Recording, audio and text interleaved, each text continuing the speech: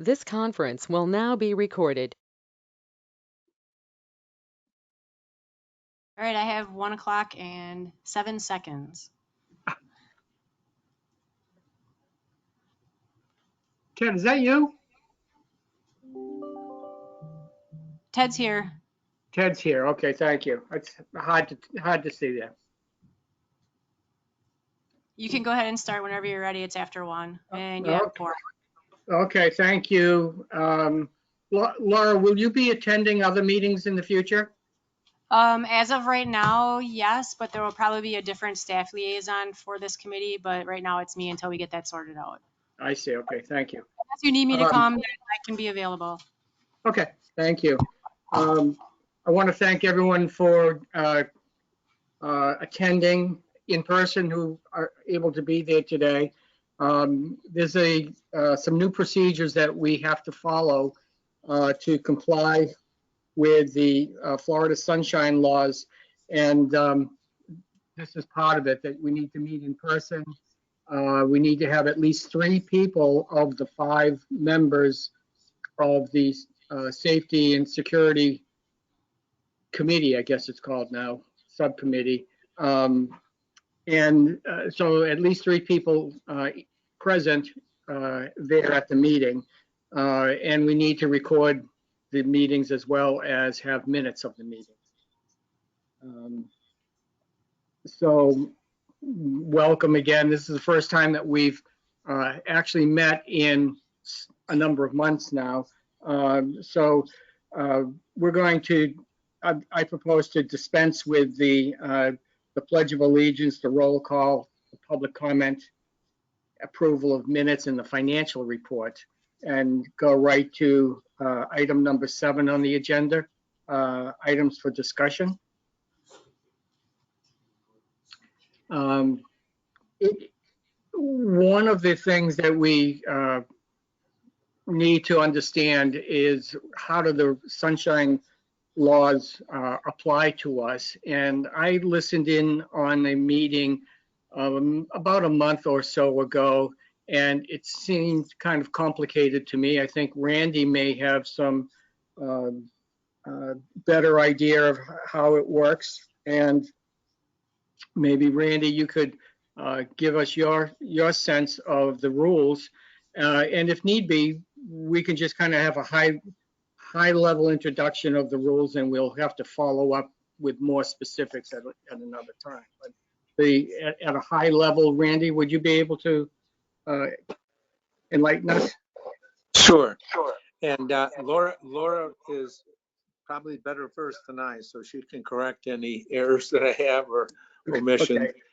But generally speaking, the impression that I get is that as you mentioned before, these meetings are supposed to be scheduled in advance, open to interested parties to make all official business of this subcommittee open to the public and transparent. The focus of a subcommittee is a fact-finding mission, essentially.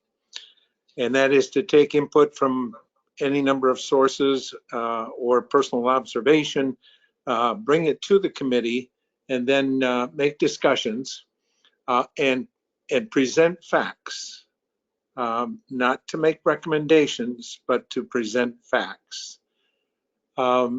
They could then be forwarded to PPAC if the issue would relate to infrastructure.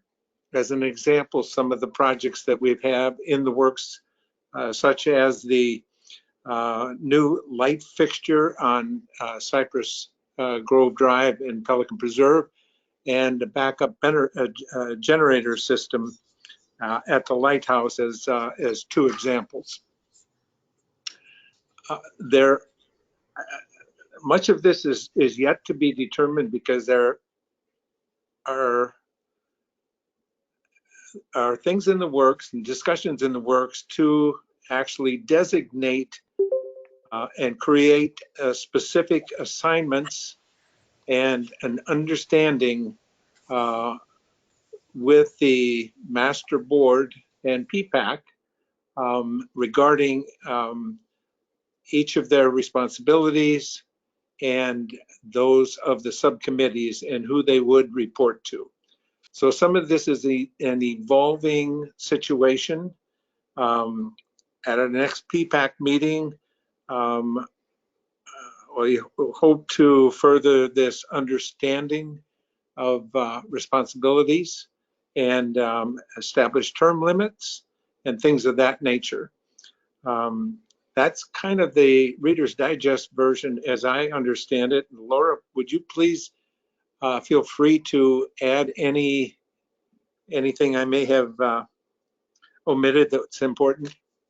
Sure, I think the biggest thing to take away from this is that no two or more people from this subcommittee can be together to talk about any business related to this subcommittee outside of a organized meeting.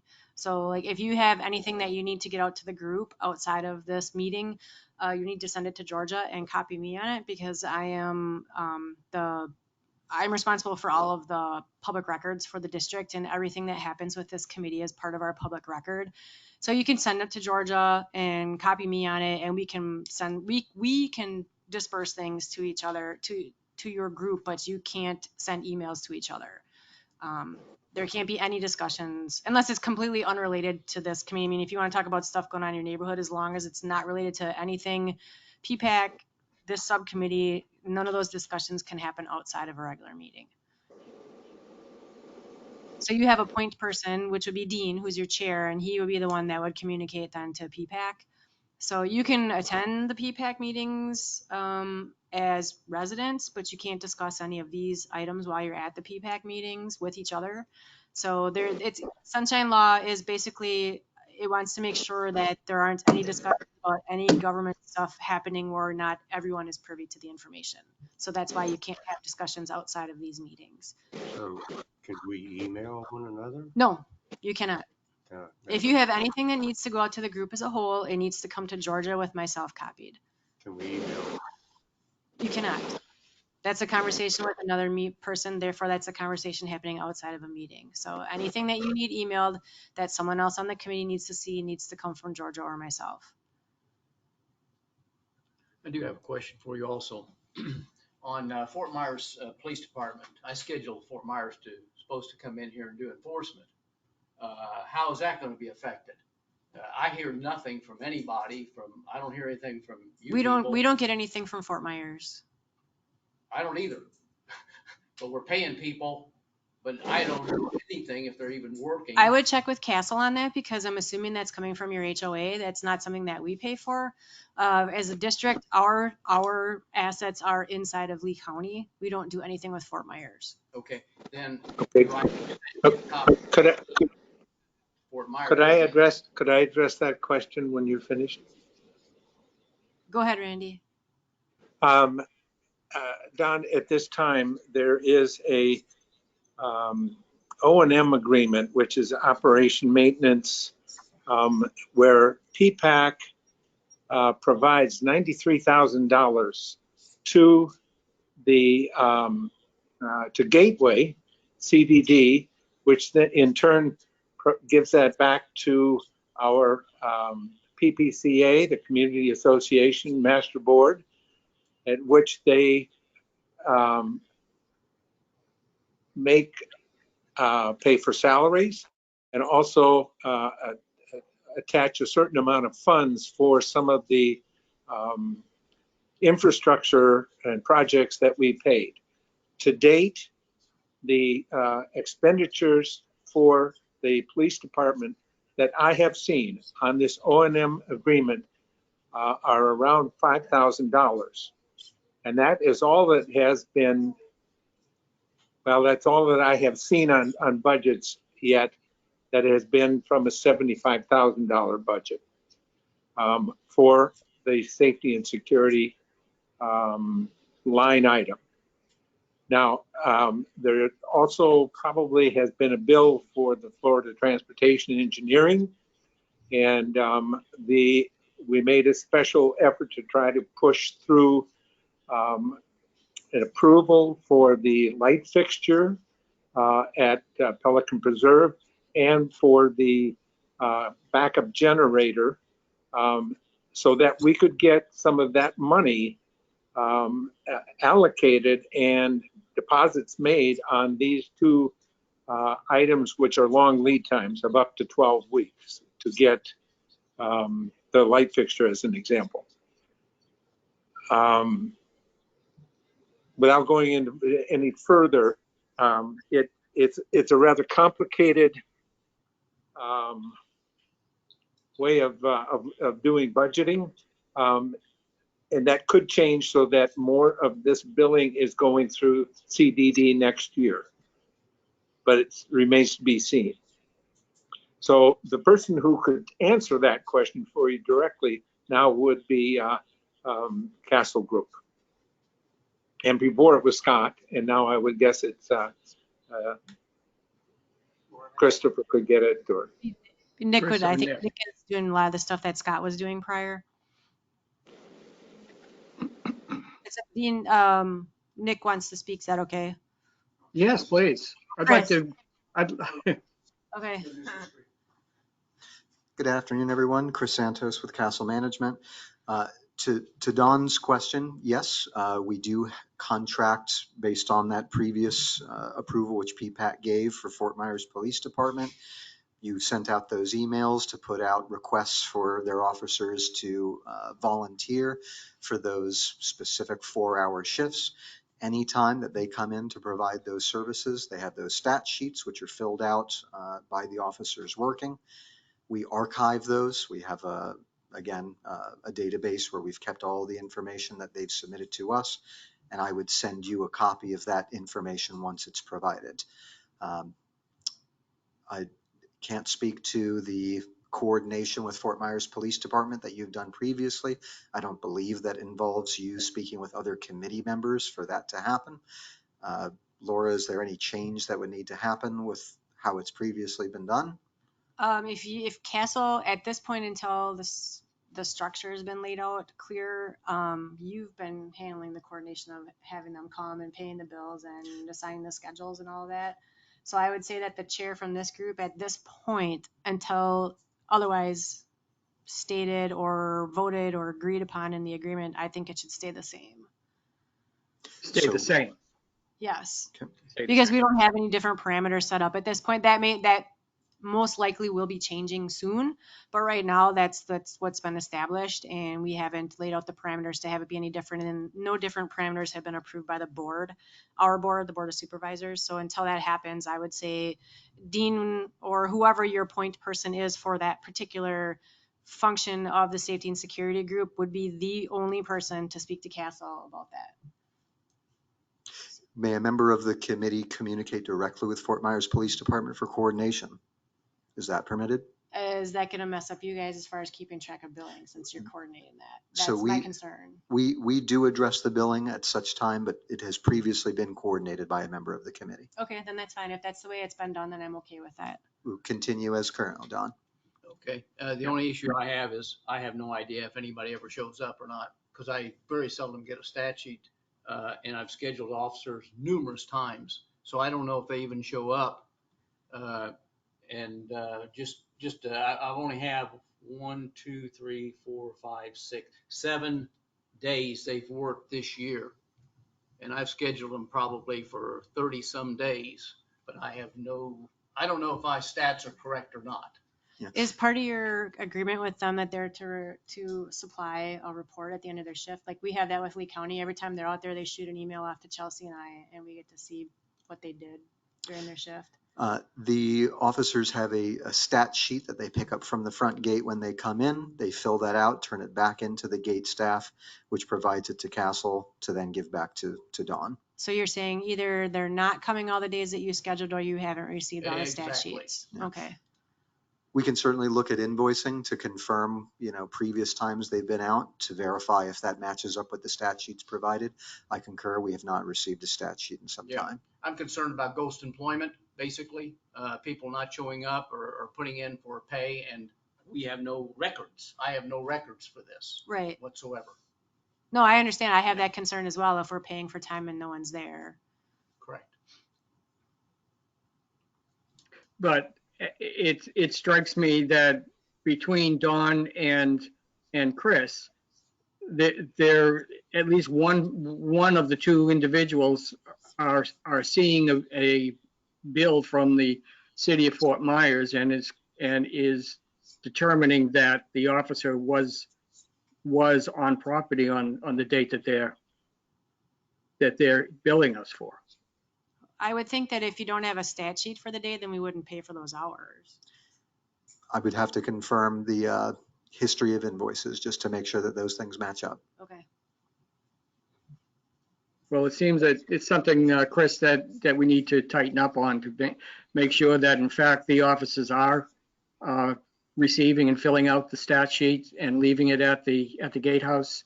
Because that's about the only way that we're going to know that they were on property. If, Absolutely. I can we tell you don't those. want to, we don't want to track it down after the fact, once we've got an invoice. Absolutely. Those stat sheets are posted at the gatehouse. The officers that work the gate are all aware. Again, we can confirm and give that clarification. Another question on the sunshine issue. I monitor our email account monthly and provide information to members of the committee. I presume I'm no longer able to do that. Again, if you have anything that needs to go out to the committee as a whole, you need to send that to Georgia and copy me, and then we will send it out on your behalf. It's okay for us to reach out to everyone at one time, but you can't, because if there's any back and forth, it's What if it's communicating something outside. that is what I might see as urgent? Would it be like an after hours thing? I mean, I have my phone with me all the Well, time. I'm not so- sure, but you know, if I see something in an email from a resident that I think needs pretty immediate attention, I still have to, I mean, certainly if it was real emergency, I'd do something else, but otherwise, so I have to go through you to get that to the committee. Yeah, you just forward whatever message you want to send out. Forward that email with the message you want to send to the committee to Georgia, copy me, and then we'll push it out on your behalf. I can tell you from when you send it to Georgia, it will be forwarded probably in no less than a half an hour from when we receive it. So No, it's not like that's there's a big fine. delay. I just wanted to get the Yeah. mechanics of it down. Yeah. Yeah, she and I both watch our email pretty religiously. Most likely it will come from her unless she's not around, then I will send them, but I just need to be copied on everything. Okay, thank you. But Ted, if I understood the question correctly, you monitor the emails that come in from the community, not the committee, the community, residents. Right. People write to the website, I mean, to the email, and you monitor that, and sometimes you respond directly to the person who sent a message to you. This is not a member of a committee. This is the public.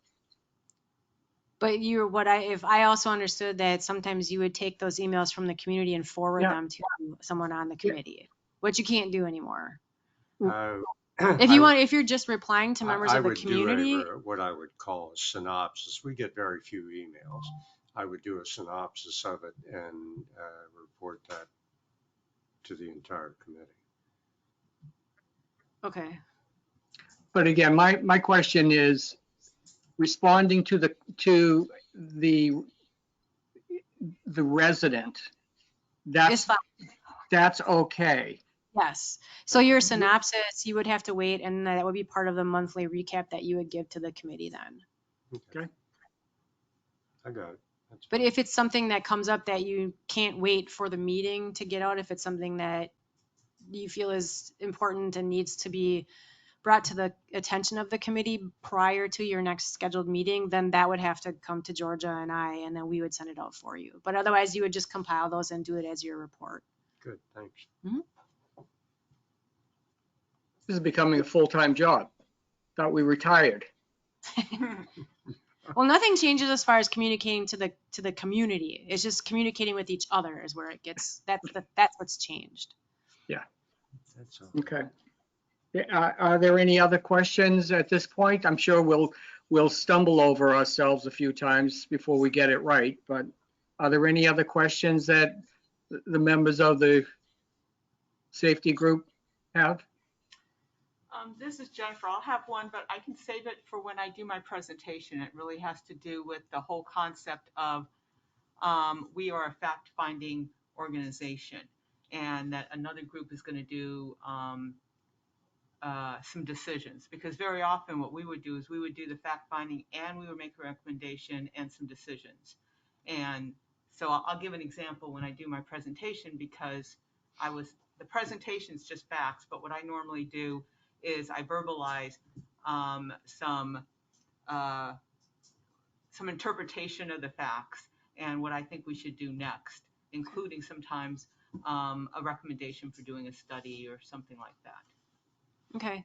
One other thing to remember is now that these agendas have to be out a week before your meeting, all of the materials. I know this is new. This is the first time. Yeah. So anything that you want included in the agenda, including attachments, presentations, estimates, anything that you guys want to talk about that you need the committee to see, needs to be to Georgia no later than the 1 week prior. Well, actually, it'd be better if you could give her a little more time than that. But because we have to publish the agenda 7 days ahead of time, and the attachments need to be included with the agenda. So just please keep that in mind for next time. We're trying to be really flexible this time because it's all Yes, new. And it's new for us too, because this is only the third meeting that we've done with this Okay. new software. So we're learning too. Yeah, well, kudos to Georgia. She worked with me this morning and major. She was in my apologies office quite a for- bit this morning. Oh, about okay, that, so, okay. yeah. Well, I appreciate that because I normally send out my materials the day of the meeting, so it's on top of everybody's inbox. And Right. That's the modus operandi I was going to do for this one. And Sure. I said I was it's all new. We're getting taught used to it as new well. rules. So the time frames for us haven't changed. It's just that the software is different. So. I see. Okay. Okay, so we'll move on to the next agenda Okay. item.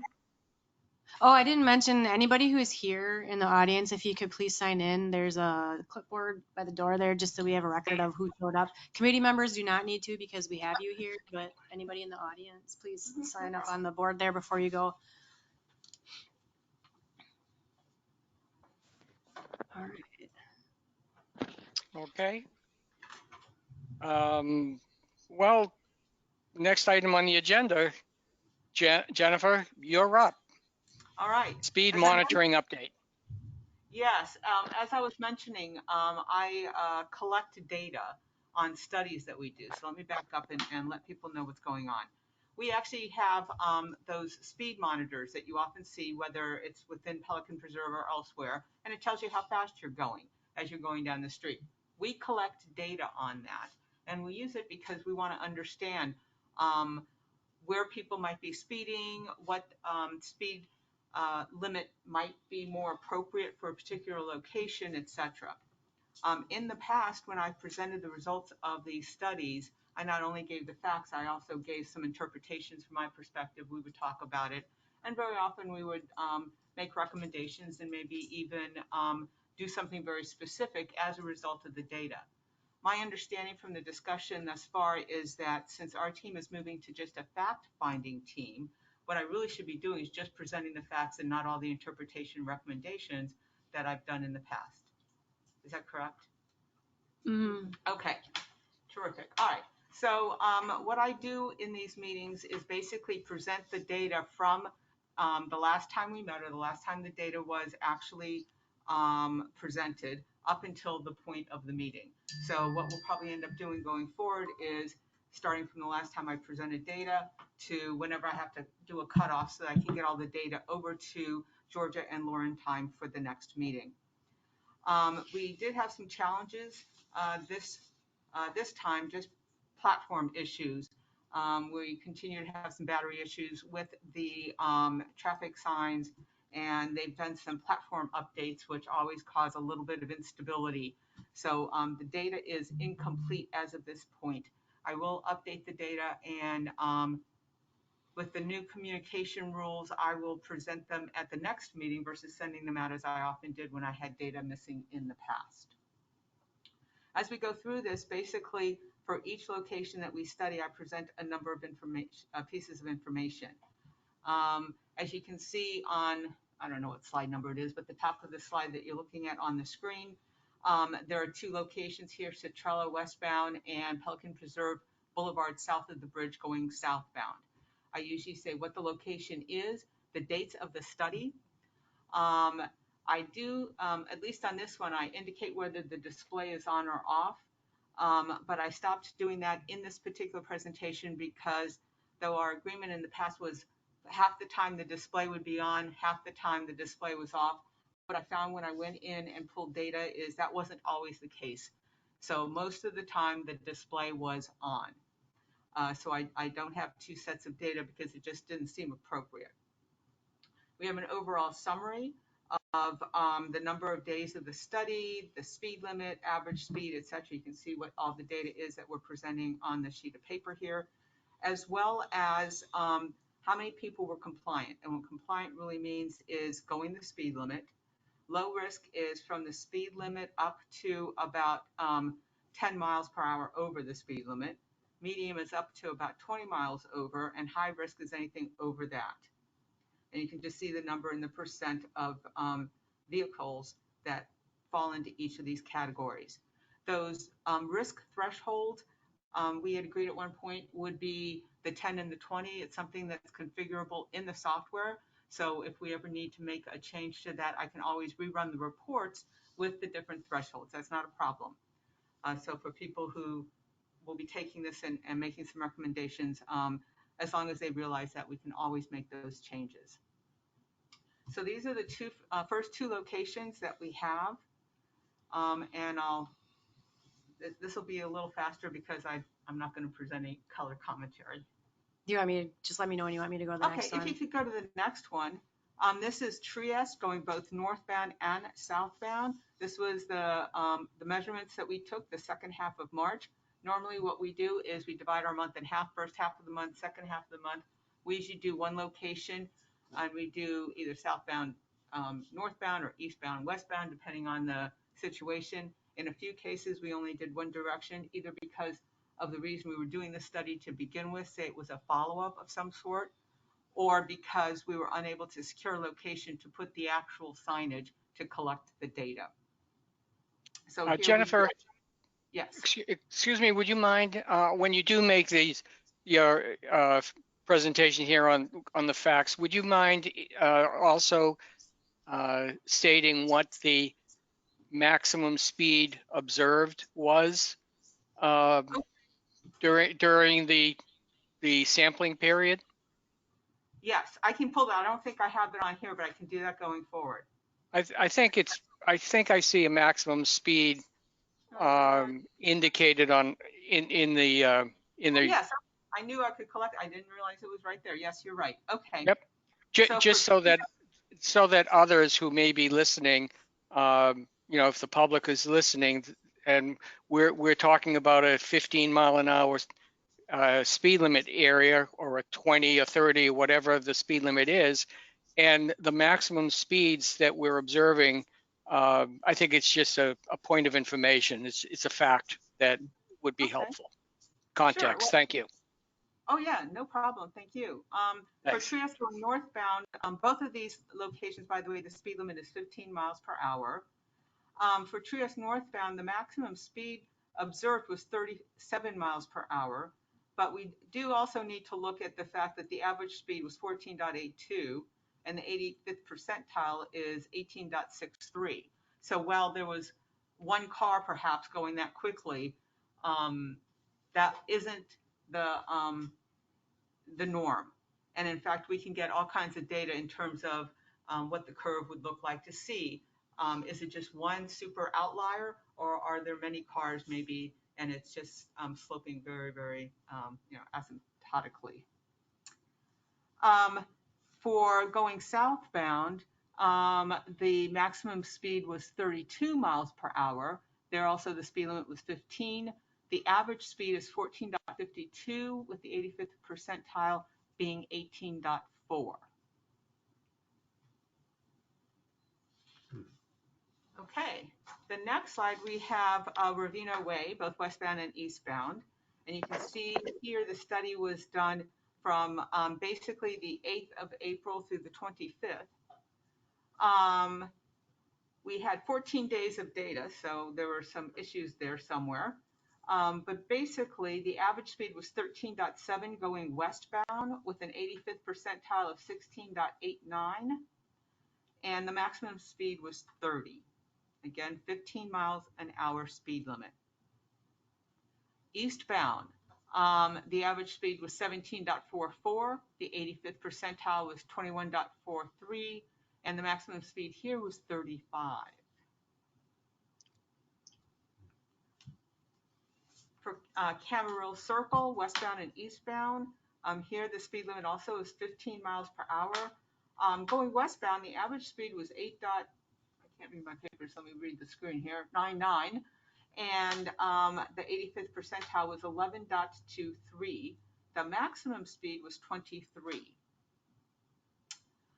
Going eastbound, the average speed was 11.87, 85th percentile of 14.27, and maximum speed of 36. For Villa Circle northbound, we have a speed limit of 15. The average speed here was 9.4 with the 85th percentile of 11.52, maximum speed of 29. I do not have any data at this point for southbound. Migliera southbound, this was the second half of June. We have a speed limit of 15 here.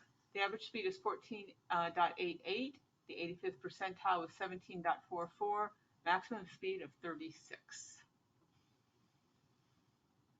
Pistoia. This is the first time we did Pistoia. And here the speed limit is 25. So it's a little different than some of the other ones. The average speed here was 13.69 with the 85th percentile of 16.54 and maximum speed of 35. Carina Circle southbound, here the speed limit is 25. Average speed was 17.44, 85th percentile was 21.43, and the maximum speed was 35. That was actually a 15 mile an hour zone, according to the report. Yes, yes. And let me see, we have, I think one, no, that was it. That's it. Any questions on the data, the capability of the system? Okay. Now I have So one other one other sunshine question. Sometimes we do studies based on input that we get from residents or other parties. Sometimes they come through the team to me, sometimes they come directly to me. With these new rules, do we decide which studies we should be doing, or is that going to be done by somebody else? And if I get a communication from a resident, I understand that that's okay, but I can't get it from somebody else on the committee. It would have to be discussed at one of these meetings first. Correct. Okay. All right, so if I get something from a resident, I would just say I'll bring it to the next meeting to determine whether it would be appropriate to do a study for that location. I guess I can, Dean, if you want to set some parameters, I mean, or as a committee, if you want to set certain parameters around that, like if you get a complaint from a resident or a bunch of residents in an area, if you get like X number, it's okay to go ahead and do it. You can make that decision now as a committee, and you're empowering her to go ahead and do that. So, sometimes, just to let people know, I would get a suggestion for a study from somebody, say, on an HOA. Recently, we had one from an HOA president where he had been getting complaints from residents. So it wouldn't be X number of residents. It would be that one person. I may not know how many people actually indicated that there was a problem at that location to the president. okay. There may be some question that you would have to ask then if you wanted to set some type of parameters. Like, I guess, how do you determine it now when you go to do a study? Basically, we do studies most of the time when we get an input, to be honest with you. We don't get that many of them, and we usually can find time on the schedule. I mean, hasn't been Dean, an what are issue. your thoughts about that? I mean, if there's Well- not really, you don't really have any particular type of system in place, and if what you're doing is working, and the We- committee is Yeah. okay with, handling it the same way you've been handling it, you're not talking to each other. That's the big concern, as long as you're not talking to each other.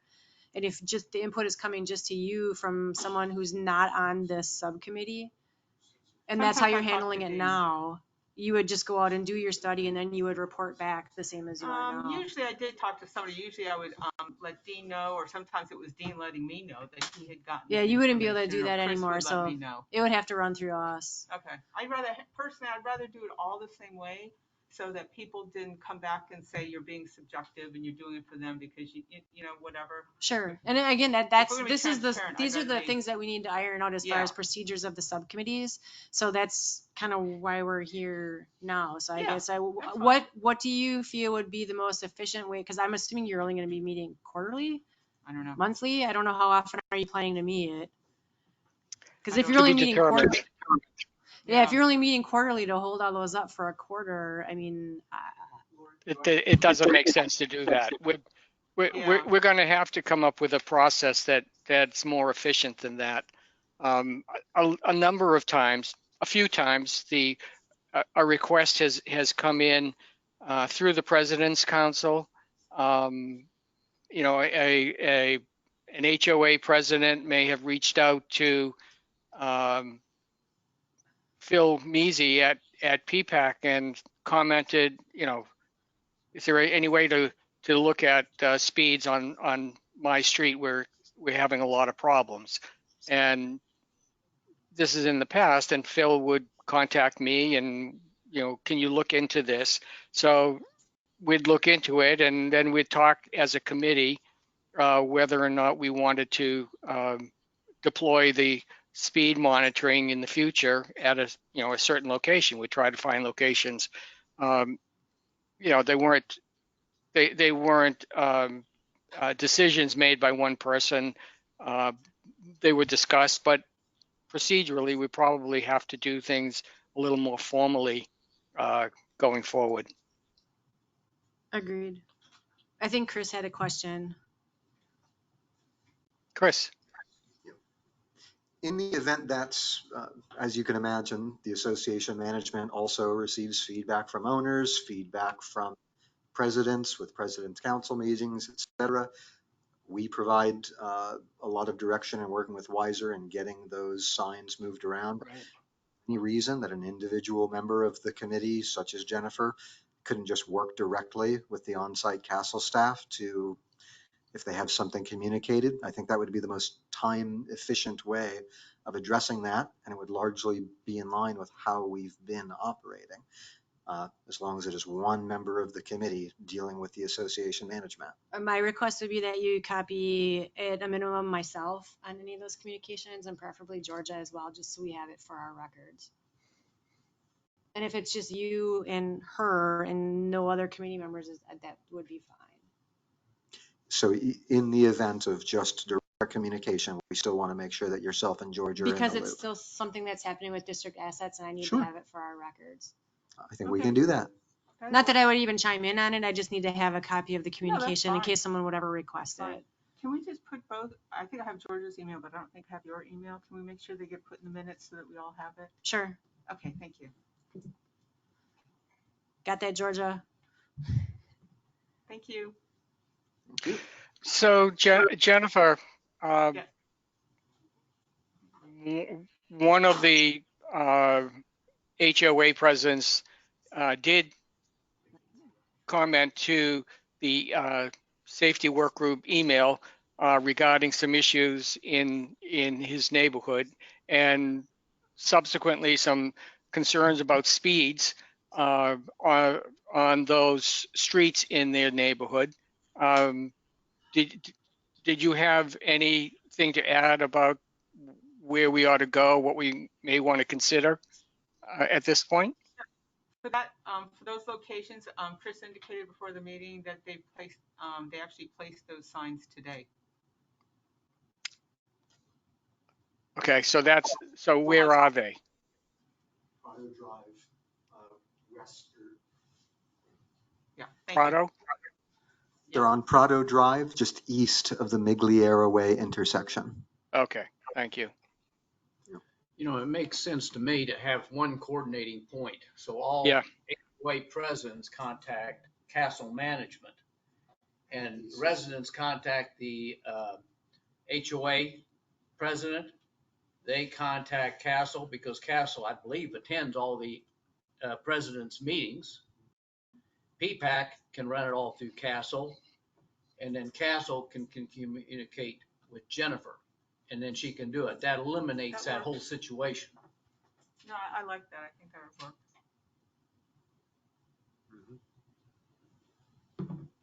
Okay, thank you, everybody. Okay, thank you, Jennifer. So will need to pass along this speed information to the PPAC. Probably, Randy, that would be through you, about the data that we're collecting and any of our facts that we've found, so that PPAC can decide what it wants to do going forward with these data. I think that makes sense. And if I could just interject a little something about the decision on the lighting at Cypress Grove and Pelican Preserve. If you all will recall, Jennifer had provided me with traffic studies that were time stamped around that intersection, and I really looked at the hours of darkness, which I thought were between 8 a.m. to or 8 p.m. to 7 p.m. or 7 a.m. in the morning, and about between 12 and 16% of the traffic was during the dark hours. So it was easy to see by just observation that it was rather dark at that intersection. Not so easy to quantify if there was a real safety issue. So that really played into the determination about how much money to spend at that intersection to begin with. Bob Geppert had taxed Tetra Tech to give a illumination study at that area, and they came up with recommendations, but they ended up being about $63,000. If you all recall, we thought that maybe a more conservative approach was a way to go to begin with. But the data that Jennifer provided was really important and critical in the discussions that were made around that expenditure.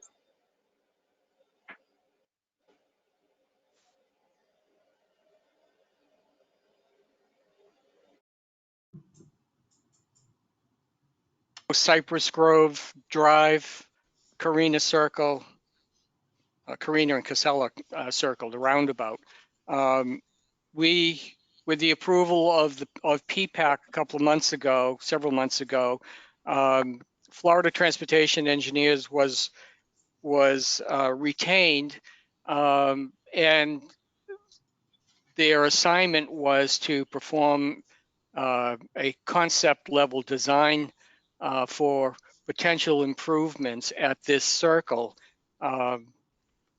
In the past, there's been instances where members of the community have suggested a need for additional pedestrian crossings. We've seen some incidents where automobiles have gone off the road and run into a fixed object like light poles. We've seen instances where automobiles would be passing another automobile in the circle, driving it as a two-lane circle. So there are a number of times where things had come up where safety was a concern. So Florida Transportation Engineers, FTE for short, was engaged to take a look at the location and come up with some suggestions or some ideas as to what they would recommend to address some of the safety concerns here. Laura, are you able to pull up the report?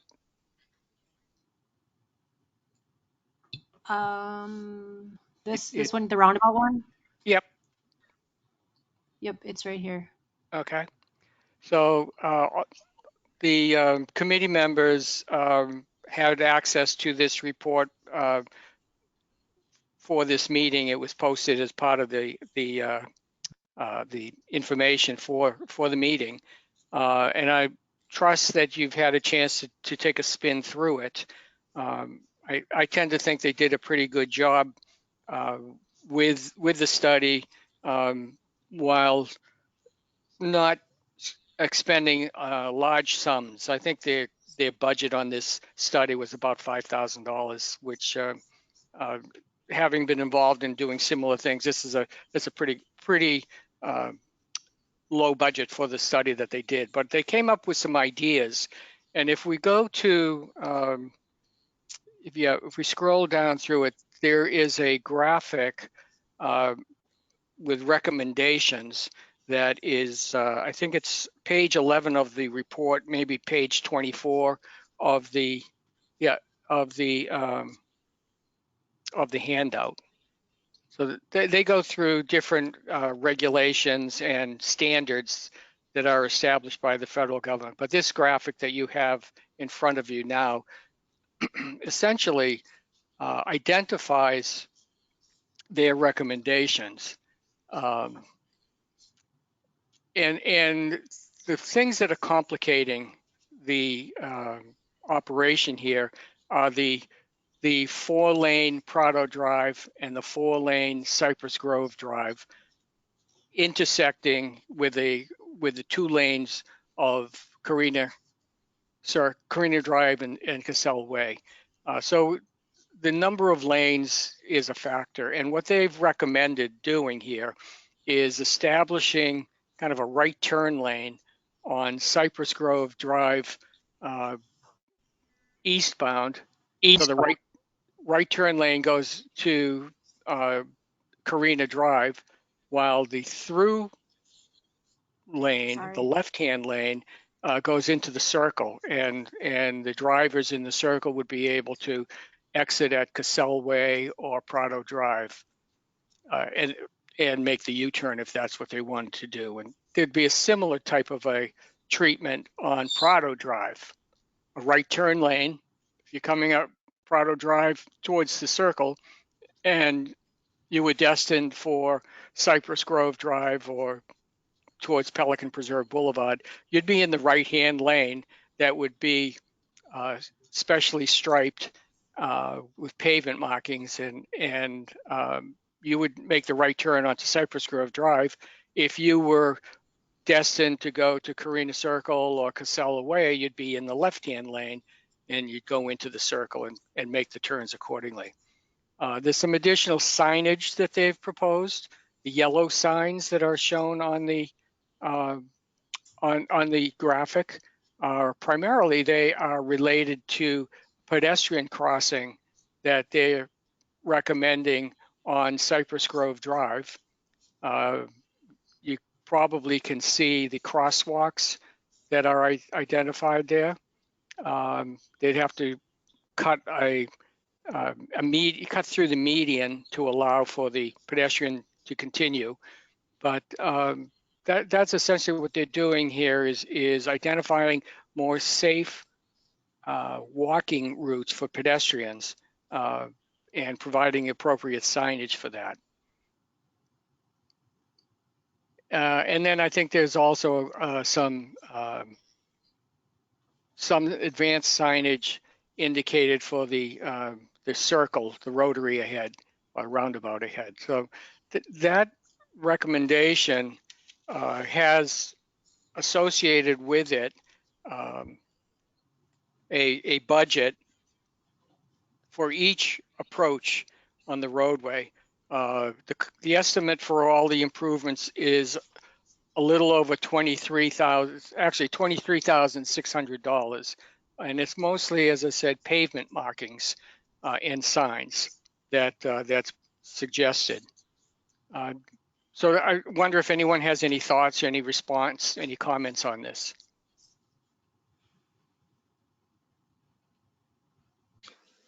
Dean, my question is to you, based on your career experience with transportation engineering and that, is that a realistic estimate? Or, and the reason I ask that is that so many times after the fact, when we're trying to do a construction project, we find out that Gateway has some other requirements that make the cost balloon. Does that make sense, the $23,000? Well, the source of their pricing, the unit pricing is Florida Department of Transportation bids on projects within District 1, which this is within District 1. So it's based on history, recent history. They've included in their budgets, they've included some contingencies, given that I thought I saw contingencies. Maybe I'm missing it.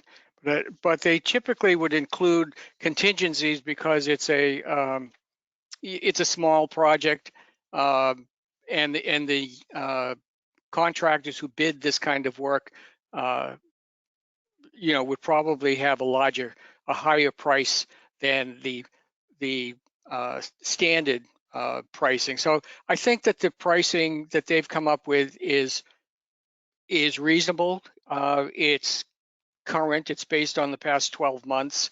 Not to say that in a few months from now, if we were to bid this, we'd get these numbers in a bid, but it puts us in a good position, I think, price-wise for something like this. It's not unusual. I think that numbers are pretty reasonable. As an aside, I recently did a project, however, in Fort Myers, where our engineer's estimate was about half the price of the low bid.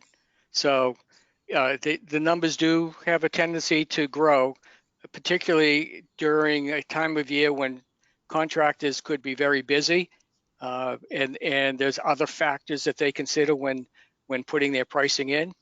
They throw a larger number at it, hope that it'll stick and that they will win the job. In that other instance, the client decided to go back out to bid.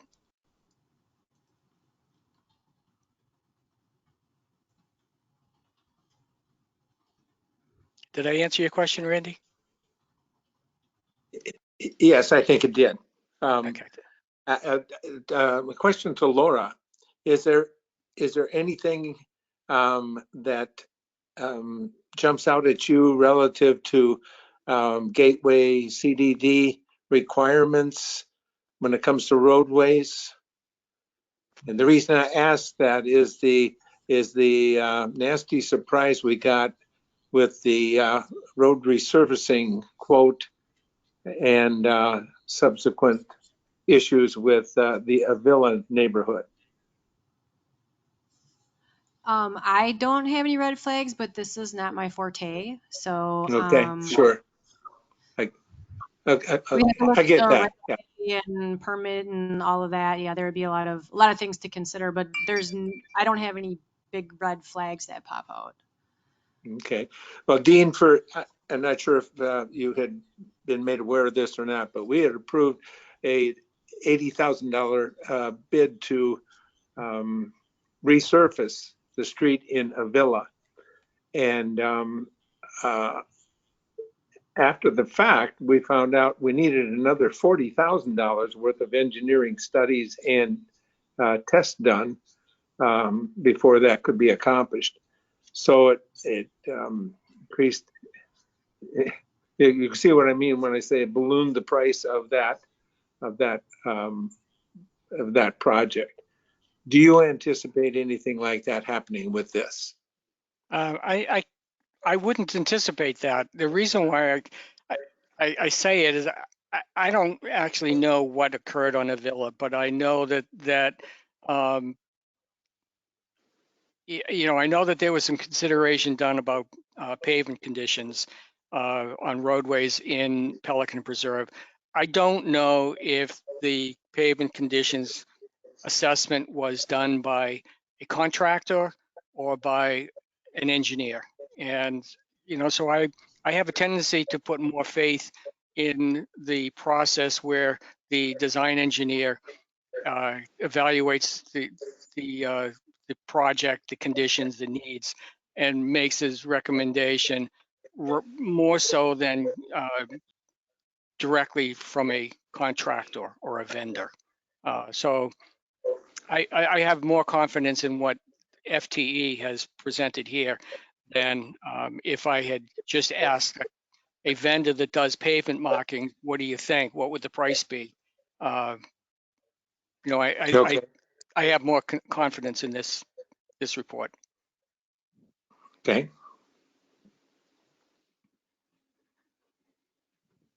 I do think that that's a concern that we need to be aware of. I know we don't like to spend monies on studies, but I think when you do invest in the studies and the considerations that go into the investigations, I think you get a better product at the end.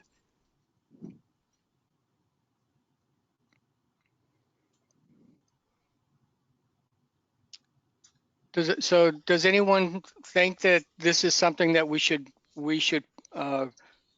forward to PPAC as for their consideration and for pursuit? I agree with it. Yep. I do too. You do, okay.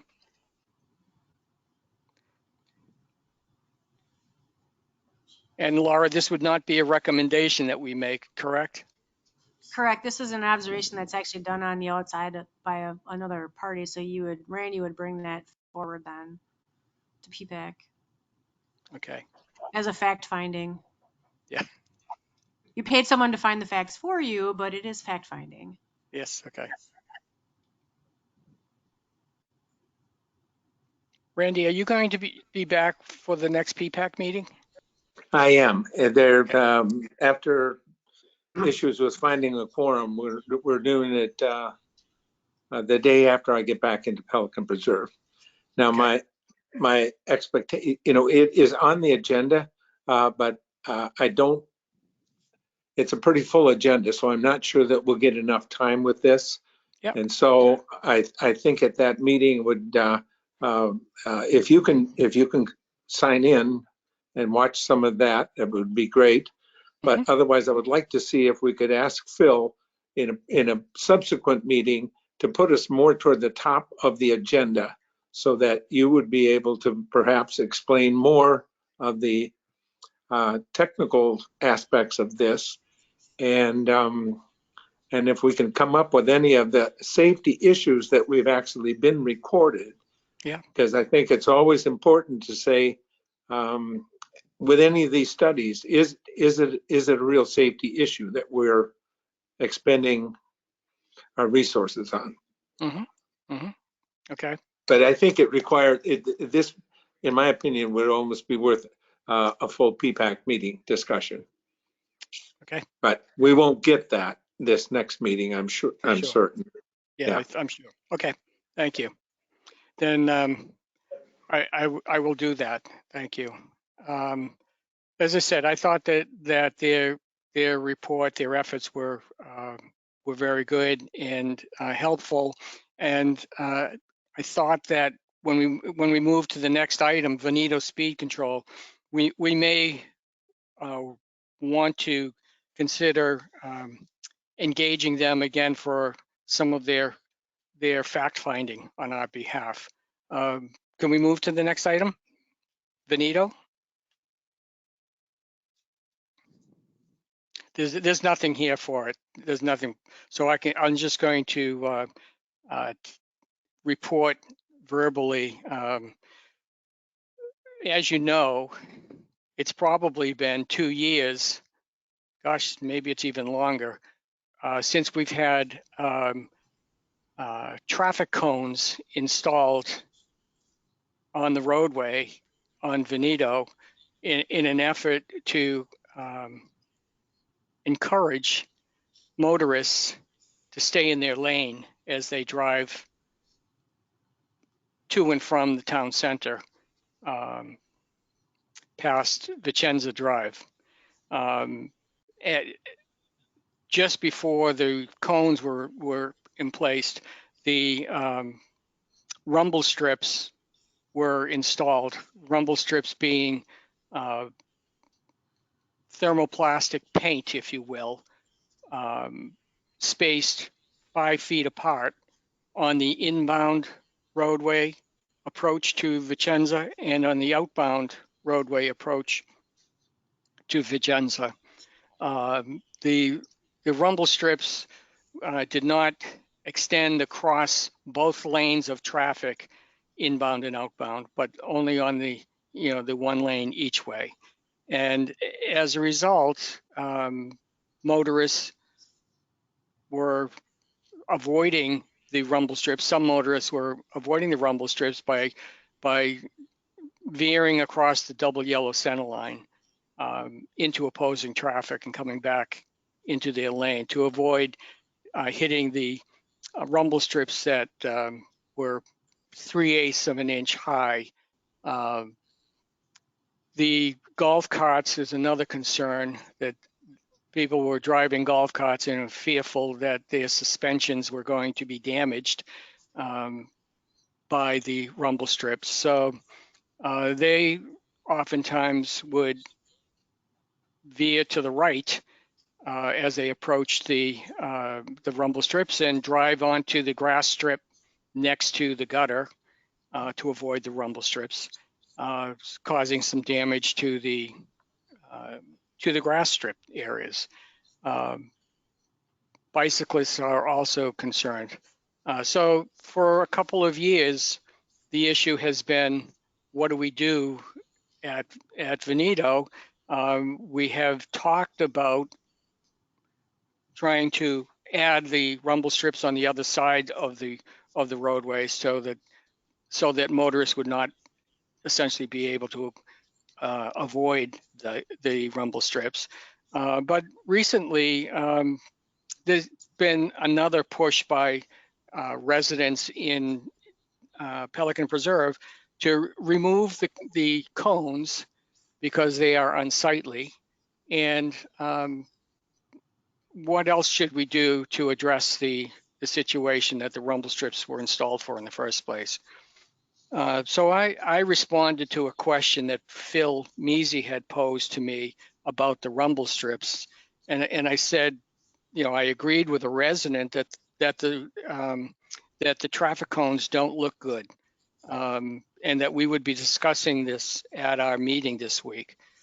I said we needed to remember the reasons for the rumble strips: the speed management and safety. The cones were added in an attempt to stop drivers and cars and golf carts from veering across the lines, creating increased risks for crashes. Golf carts drivers are a part of the problems here too. And I suggested there's several options we might consider. I think they all start with remove the cones. So remove the cones and add flexible stanchions along the center line was one of my options, from the end of the median island to the intersection. You've probably seen these flexible stanchions. They're about 3 feet tall. They get installed on the roadway surface, and they're reflectorized. They're probably 3 inches wide, typically a reflectorized yellow or white. And if a vehicle were to hit them, which they get hit, a vehicle would hit them, they would bend over, the vehicle would pass over it, and then the stanchion would flip back up. So that was one thought. And I think, Nick, you had suggested possibly something like use of the stanchions also. Remove the cones and add rumble strips to the other side of the street. Remove the cones and add speed humps on Veneto to slow traffic. Remove the cones and retain rumble strips, just as is out there today. Remove the cones, but keep the existing rumble strips. Remove the cones and remove the rumble strips. Are there any other options? There probably are.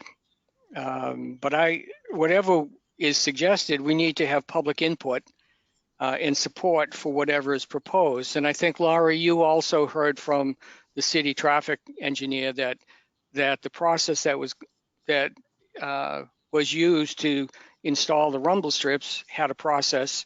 We got public input from the affected community, actually the Vicenza neighborhood, and we would need to get public input to remove and make any changes here. Correct.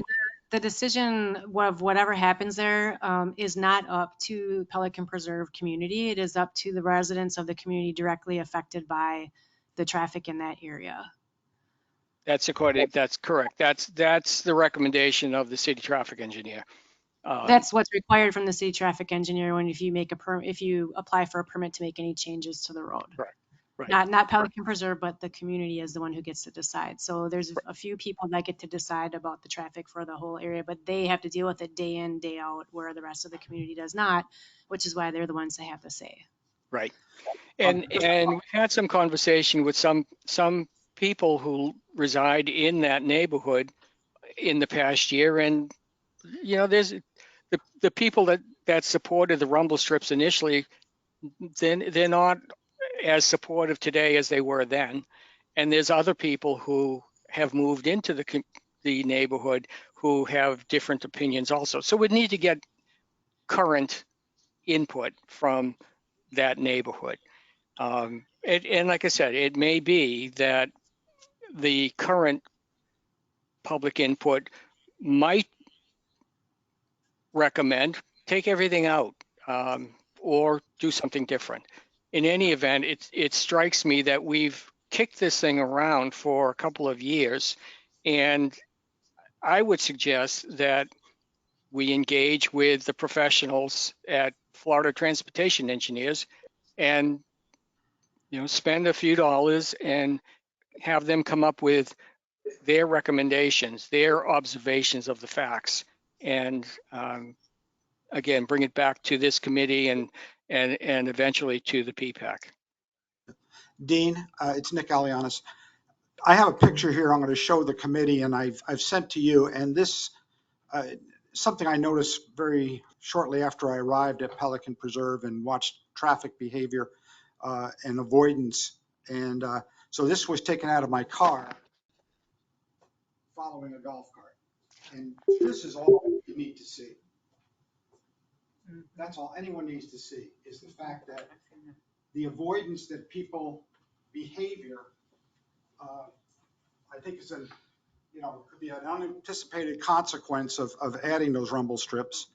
I had made a recommendation. I sent Dean a series of bollards that could be put into that center strip, very similar to what they used on the HOV lanes over on the East Coast. They go into a round pocket. You can take them out, you can keep them in. But even if those were there, people are still going to have this behavior. Oh, absolutely. And I Dean? can actually support your picture, Nick. I can support your picture because the few times, well, I'm actually in Pelican more than I thought I would be, but there's been a few times I've been in the area and I've seen that I'm not there nearly as much as the rest of you are because I don't live there, but I've seen the behavior just a few times that I've been over in that area as well. Mm-hmm. I did not do it. I drove over the rumble strips. The only comment I made this numerous times, they were put in wrong. They should have run across the roadway in one strip with a 4-foot opening in the swale for golf carts to drive safely and bicycles to drive safely. That's your answer, in my opinion. I'd like to respond to that, if I could. Don, Dean and I had a number of conversations with Mr. Wesley, I believe, who's the HOA president. Subsequently, Dean was on a Zoom call, and I was in person with Chris DeSantos, with some of the of that neighborhood. And Right. we proposed this as what we thought was a reasonable alternative. And I know that we all discussed this and thought that this would be a simple solution to this issue. Now, as Laura had mentioned, we need to have 2/3 approval, a letter from that Vincenza neighborhood. And that HOA president sent out a memo, and we did not get one who is willing to support that. So part of the issue that we have now is the entire community of Pelican Preserve is affected by these rumble strips anytime they go to the town center. So it's a very big deal. And yet we've got a neighborhood of 30 that are kind of controlling everything for a community of 4,500 or so.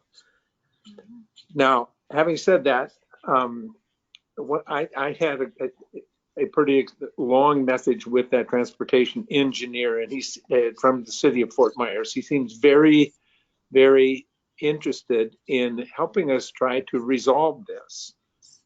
He seems very sympathetic. The one thing that I would suggest from my conversation with him, Dean, was that it came up that the distance from the end of the median and that Veneto Drive was of perhaps such a short distance that it would pose a safety factor that could potentially allow a stop sign to be put there. Now that's potentially. Most of every other discussion I've heard said it doesn't work.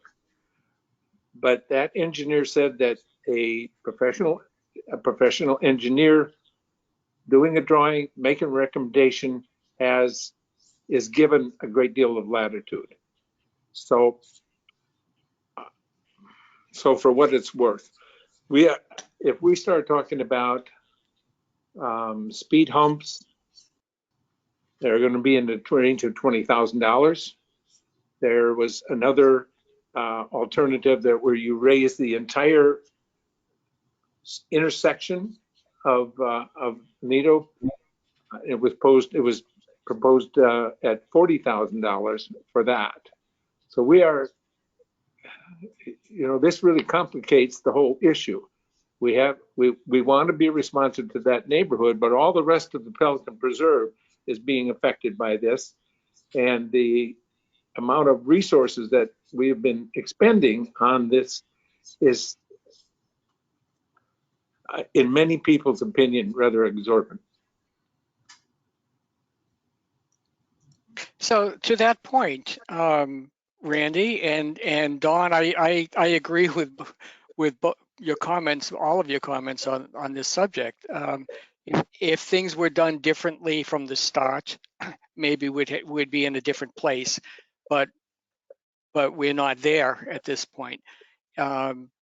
If we were to pulse the neighborhood, the Vicenza neighborhood, on their support for doing any number of things out here, we might get no support, or the only support we would get might be for stop signs on Veneto. And we need to have a professional traffic engineer weigh in on that or some other improvement out here. I personally don't think that the stop signs would be approved, but another traffic engineer may have a different opinion and be able to make a sound argument in favor of that.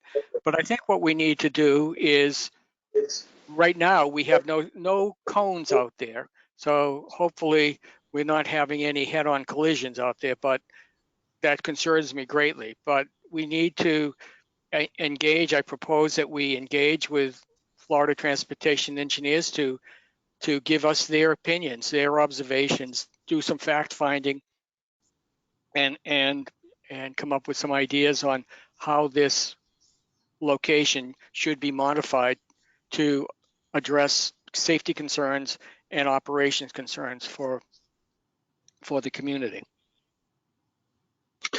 If we were to do that, is there any chance that we could get the original drawings and from Tetra Tech, the justification for the permit that we could provide to Florida Transportation Yeah, Engineers? So Yeah, that, we have the original drawings. We have access to those, and the justification. My recollection is the justification was recommendations from the neighborhood that were put into the drawings and put into the permit application. There wasn't a study that was done.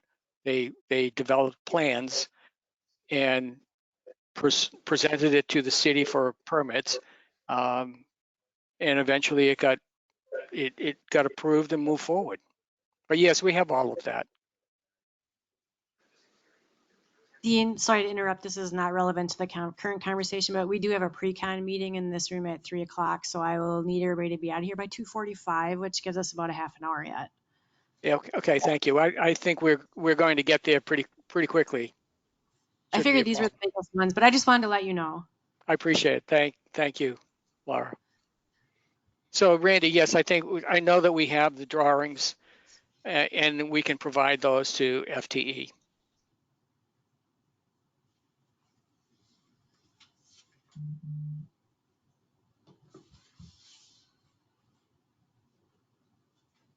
Anyone else in the group?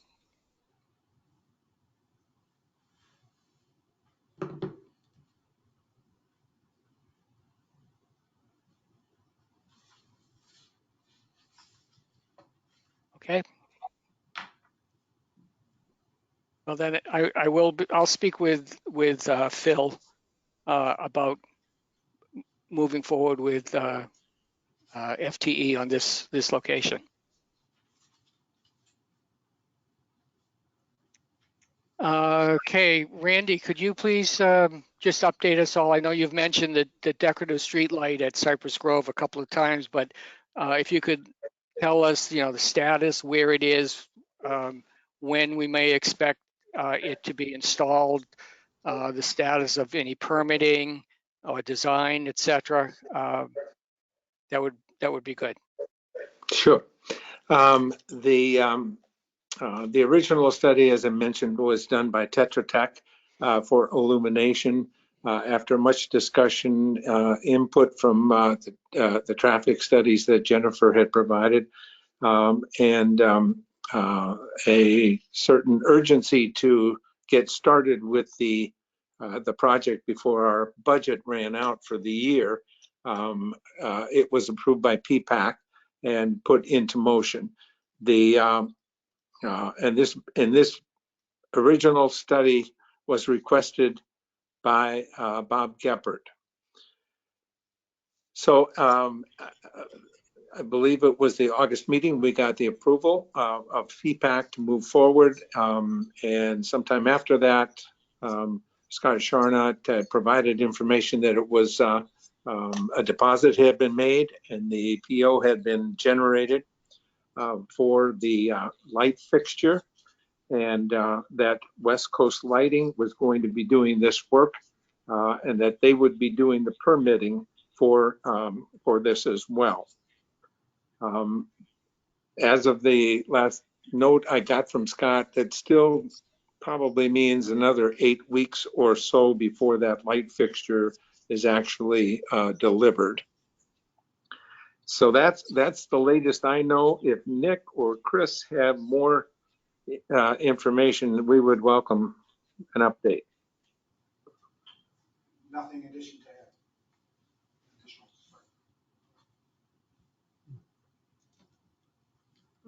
add. What's the cost of this fixture? Um, I don't have that with me right now, but I believe it was around $26,000. This is a double lamp that's about 16 feet tall, and you can see, and it's been used in Pelican before. At the major intersection, our big circle between Pelican and Benito and the turn to the clubhouse, there are 4 of these types of light fixtures. Okay, thanks. So they're expensive and long and a long lead time to get them manufactured. And that includes, I believe, directional drilling under Cypress Grove Drive for the electrical installation, the wiring to connect the That is the correct. right, the foundation as well as the light pole and the lights, the luminaires themselves. So I don't think they have to cut into the pavement per se. I think it's, like I said, it's all going to be done through directional drilling and no pavement excavation. And it sounds like about 8 weeks is what you're thinking. So it'll still be in the current calendar I think year. I believe so. And once again, the urgency on my part was that our budget ends September 31st. And on a safety and security line item that is managed by Castle Group, we had $75,000. And a very small amount of that had been allocated to paying for Fort Myers Police. And if that money is not actually spent, it ends up going into the bank account, and then it could get allocated virtually anywhere. And there's been so much emphasis this year on landscaping and updating and replacing and major expenditures that I personally was concerned that if we didn't fight for getting that project and the generator project going within this time frame, that we risked losing that money to some other allocation.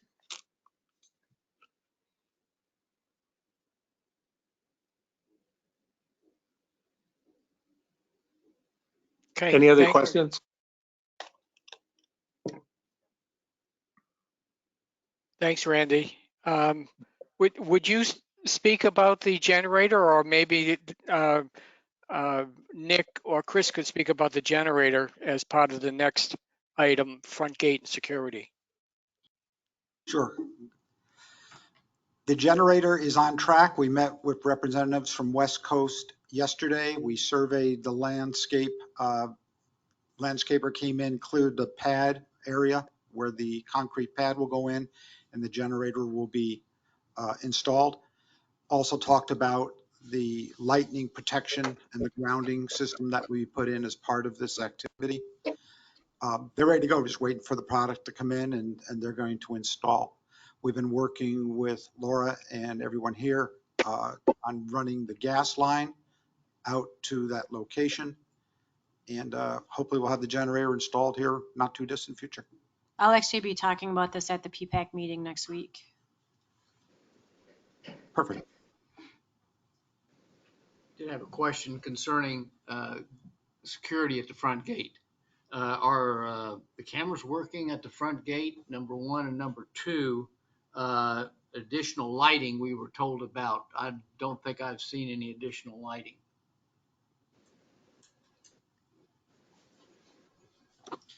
As far as the camera system, we did have an outage last week, which a contractor came out, and they were able to get that restored. We initially expected that we might have to replace the NVR system. Luckily, we got that resolved yesterday. So the camera system is functioning. We had a temporary outage with the storms that came through last week. As far as the lighting, can you perhaps clarify what you mean by, are we talking about something in particular? Yes, we discussed in the past about additional lighting at the front gate to make it more welcome and also make more security lighting for pedestrians walking in and out and cars coming, better visibility at night in general. We talked about that numerous times at our committee meetings in the past. I suppose I don't have an update right now. I'd have to check with Mr. Charnot, who I know was involved with the vendor at the time. Yeah, that would be great, Chris. I, I know I've commented on a number of occasions coming into the community at night. It almost appears like the gatehouse is in total darkness. I know that's not quite true, but it's pretty dark. Um, Looks great during the daytime, but not so good at night. And uh, making the place more welcoming, as Don says, is important, but making it safer for all involved, folks that are in the gatehouse, people that are walking on the sidewalks nearby. It's important that the lighting levels be considered there and improved. Um, I had mentioned to Bob Geppert a while ago when he was talking about the Cypress Grove Drive location that there were other areas in Pelican Reserve that need to be uh, investigated from a lighting levels perspective, and the gatehouse is one of them. So I didn't know whether that moved any further or not, but it certainly is something that's on my agenda as well.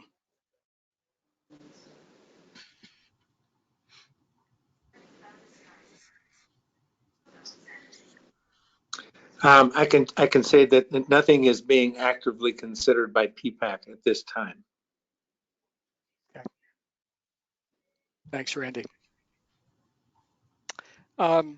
Nick, could you uh, report to us how the changeover to Wiser has gone and how things are progressing uh, at the present time? I know that there has been uh, some hiccups with technologies and whatnot, but uh, all in all, could you give us an update as to how things are going? And welcome to the community, by the way.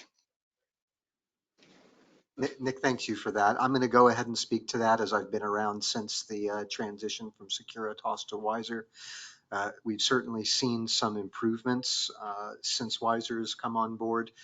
We have an on-site supervisor who has certainly been the most consistent and reliable supervisor that we've had in some years at the community, a gentleman named Mark Thompson. We just recently received an update that some of the senior leadership in Wiser is having a rotation occur. We're still waiting on feedback as to what that means as far as any sort of district representation or branch manager representation within Wiser. So we expect to have an update on that from them soon. We have been working on with the Wiser staff, just as any sort of concerns or reports come in. Do have a lot of improvement when it comes to what they call flex officers. Unfortunately, when we were with Securitas, we had a lot of situations where flex officers were coming in, individuals that weren't regularly assigned to Pelican Preserve and not being familiar with the community. That's where we noticed errors had been occurring. We're finding with Wiser that we're having much more regularity with those staff members. We have 2 or 3 members of the staff that actually work our regular main shifts in the community, the first and second shifts at the gate, and the first and second shifts for community patrol, where those officers have been very communicative and performing the duties as we expect. I can report we had 2 negative bits of feedback that were reported over the last week. One of them dealt with an individual at the gate who the owner felt did not address a customer service issue as well as they should have. Their guests came in and gave a property address. The officer asked for the last name and due to the last name potentially being hard to spell. They did not get them through the gate as quickly as they would have preferred. That's been communicated to Mr. Thompson, who's the supervisor, who's working to address that. The other issue is a unit owner who feels as though they shouldn't have to provide, or their guests shouldn't have to provide their unit number. They live in one of the 4-story condo associations. In case anybody is unaware, we use the Dwelling Live system for guest registration in the community. As an individual approaches the gate who is a guest, they should be advising the property address or full name of the person that they are coming to come in and see or pick up. This unit owner uses a lot of delivery services, Uber, Lyft for pickups. She does not give that person the unit number that they live in. So when that driver gets to the gate, the staff is unable to pull up the guest list to confirm that they are in fact on it. Of course, the staff does what they can to find the right address, to call the owner to confirm that she's on the list. And her opinion is that they should just let them in. I don't need to give them the unit owner, or the unit number, they should just let them in. And this is clearly against post orders of the community. The staff's doing what they're supposed to do. This unit owner has been explained why the process exists, what the process is, and she just disagrees with it. One other question, are we collecting any funds for the gates being damaged through through cars striking the gates? Is that being? Lately, anytime that we've had a bump, it's been the breakaway bolts just coming off, but the gate arms being fine. Anytime that there's any situation where there is damage that takes place, we have a police report filed, and we would be pursuing those costs against the individual who is responsible.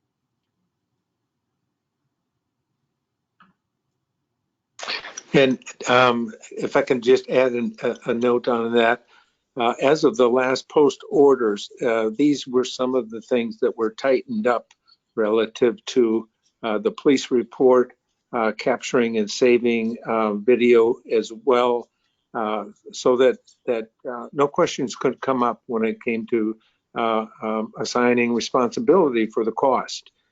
Because in the past, generally PPAC would just be given a bill for $800 to replace a gate.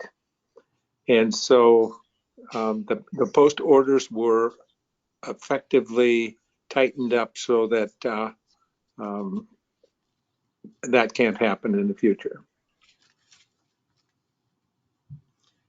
I have nothing further to add, but I'm certainly happy to answer any questions that I can concerning Wiser or front gate activities. Chris, I have a Chris. couple of questions. Sure. Previously, Securitas would issue various, I don't know what you call them, incident reports, or when the fire department was on property or the ambulances came on or whatever, there were incident reports that were issued, and I was receiving those, and I think I think my predecessors were getting those regularly. I was receiving them regularly. I haven't seen any lately from Wiser, and I'm wondering, are they still being prepared, or are there no incidences occurring? Those incident reports are still being prepared, not the same as the way that Securitas was, specifically as far as what you said with anytime an ambulance enters the community. That is not being done, but if we need to adjust that, for something like that, anytime that there is a systems malfunction, a situation where I think it is a more formal incident. Reference was made to a street light being hit a couple of weeks ago, or street light being hit a couple of weeks ago, a street sign deadline being hit a couple of weeks ago. Those incident reports are being completed and are being filed. If we need to update a distribution and make sure that those get forwarded to you, Dean, we certainly can do that. Yeah, I think it would be good to be on distribution so that I'm aware of those things. I was aware of a light pole getting hit. I must have received that report. Um, and I know that there was a break-in on Vicenza. in the Vicenza neighborhood, I think, recently. That was reported. The incident was reported, and I know the police report was issued as well. And I think that resulted in a communication to the community about, you know, keeping your eyes open, especially when a number of homes are not occupied during this time of the year. Just those sorts of things. I think we need to be informed of what's going on from a security point of view. And then the last item I had was, are there regular meetings? I know that you're talking with Wiser all the time, but are there weekly meetings or something where you kind of do a high level review of what went on the past week or what's going on this coming week or something like that that we may be able to have one person involved in? I don't want more than one person because then it's a meeting, but could one person from the safety and security subcommittee be a participant in a routine meeting of the between Castle and Weiser? If we wanted to schedule something, we certainly can do a recurring meeting to talk about that. As it currently stands, the Castle staff is meeting with the Weiser supervisor almost daily to talk about what is going on, what is coming up, things to be aware of, et cetera. So we have regular interaction with Mr. Thompson.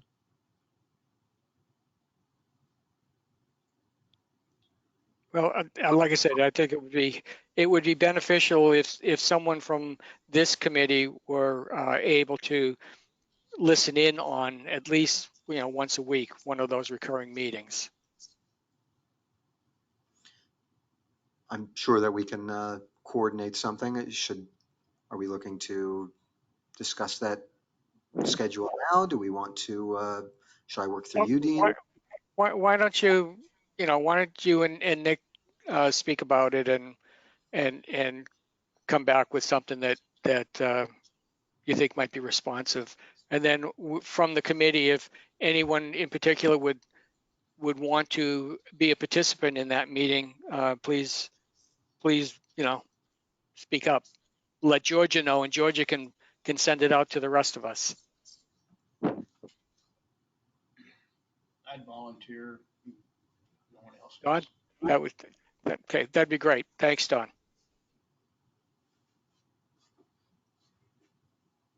Is there anything else on the minds of the members?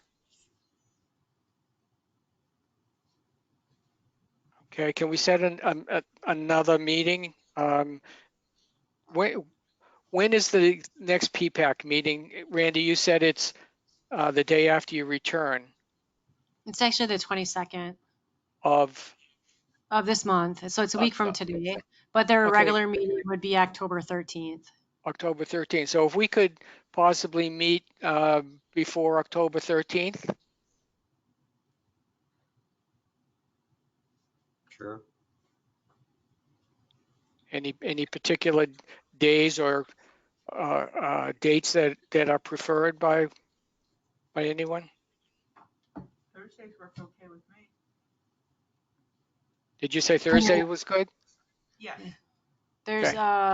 Thursdays are usually not a good day for this room. Okay. Because the board meets on the first and third Thursdays, and then PPAC meets on the second Thursday. So usually Thursdays are really not a good day for this room. Okay. Friday? Tuesdays? Friday's any good? Yeah, Tuesdays are wide open. Fridays, we occasionally have employee meetings in this room, but not until 4 o'clock. But Tuesdays during the day are wide open. There's nothing. Mondays, there are some things. Tuesdays, there are no regular scheduled meetings. Everything is 6 o'clock or later. So Okay. Tuesday's good for me. Tuesday's good if it's after 2 o'clock. If it's Just- after 2 o'clock, Yeah, yeah, staff works until 4:30, so you would need Okay. to be done by then. okay. Dawn, Tuesdays, good for you? Dawn? Yes, oh, yes. Okay, thank you. And Randy, for you?